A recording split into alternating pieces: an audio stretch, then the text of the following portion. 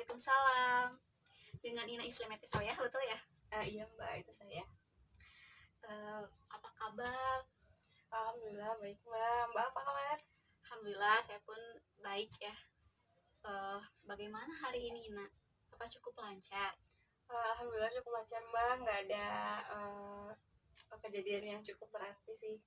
Oh, seperti itu ya.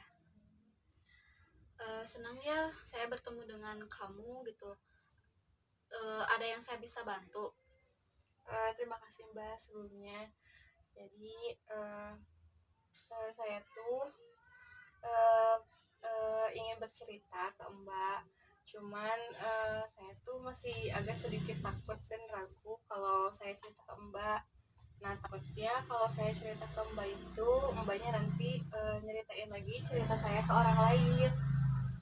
Tenang saja Ina, karena kan di dunia bimbingan konseling sendiri ya, itu kan ada di dunia bimbingan konseling ini ada yang namanya asas kerahasiaan. Nah, apa sih asas kerahasiaan ini? Asas kerahasiaan ini adalah sebuah aturan bila mana saya sebagai konselor tidak boleh menceritakan masalah konselingnya kepada orang-orang lain gitu, baik itu rekan saya maupun orang-orang di sekitar saya, seperti itu Ina. Jadi jangan takut lagi gitu ya untuk mengutarakan ataupun ingin menceritakan apapun gitu, apapun itu masalahnya pada saya gitu ya. Oh jadi gitu ya Mbak.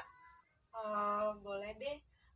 Saya akan mulai mencoba terbuka dengan permasalahan saya. Nah saya tuh ingin menceritakan tentang pekerjaan saya. Itu masih sedikit takut sih Mbak kalau harus cerita ke Mbak. Memangnya kenapa? Tenang saja kok Ina. Ina juga kan sekarang udah tahu di bimbingan konseling ini kan ada yang namanya asas kerahasiaan. Nah, jadi Ina nggak perlu takut lagi untuk menceritakan permasalahan Ina terhadap saya gitu. Ngomong-ngomong, permasalahan pekerjaan seperti apa sih yang sehingga Ina tuh bisa berkonseling gitu ke saya gitu ya? Jadi gini nih Mbak. Jadi akhir-akhir ini tuh saya kalau kerja sering jadi lebih emosional gitu loh Mbak. Jadi terkadang jadi lebih sering males kalau kerja, males berangkat bekerja, sampai-sampai saya sering telat kalau saya harus kerja gitu.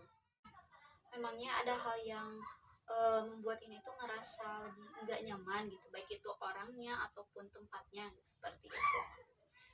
Jadi gini Mbak, jadi di tempat kerja saya tuh saya punya partner. Nah dia tuh sering menjelekan saya. Nah saya tuh mencoba bersabar, tapi akhir-akhir ini saya tuh udah nggak tahan gitu Mbak sama kelakuan dia. Seperti itu.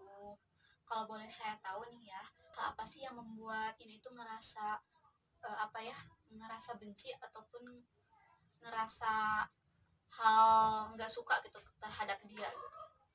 Jadi dia tuh sering ngadu ke atasan saya, bahkan dia sampai sering menjatuhkan saya di depan atasan saya, bahkan nggak segan juga dia menjatuhkan saya di depan rekan-rekan teman kerja saya gitu.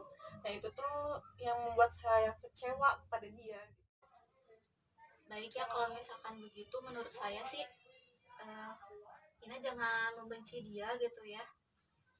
Kita cukup aja balas dengan hal kebaikan saja, toh nanti pun dia akan menyadarinya sikapnya dia gitu. Seperti itu sih kalau menurut saya. Nanti pun kalau misalkan dia berbohong ataupun menzolimi Ina gitu ya, nanti juga bakal ada balasannya kok, tenang aja. Cuman balasan itu enggak dari Ina, dari siapapun gitu ya. Toh walaupun sangat tahu mana yang benar mana yang salah juga, jadi Ina jangan takut ataupun jangan terlalu terbebani dengan masalah ini. Jadi cukup didiamin aja gitu ya Mbak, kita nggak usah ngelakuin hal macam-macam ke dia gitu. Iya, diamin aja seperti angin lalu aja lah. Cuman dengan orang yang seperti itu kita tuh terlalu dekat jangan, terlalu jauh juga jangan, Karena kan kalau misalkan kita terlalu dekat gitu ya, nanti akan membahayakan diri kita sendiri gitu, seperti itu. Ngomong-ngomong, sekarang gimana nih perasaannya, udah di konseling? Alhamdulillah sih Mbak, saya udah mulai sedikit lega, udah tahu saya harus ngelakuin apa. Jadi hati saya udah mulai nggak ragu lagi. Makasih banyak ya Mbak atas solusinya. Iya, sama-sama. Semoga Ina lebih dikuatkan dan disabarkan kembali gitu ya dalam hal kesabarannya.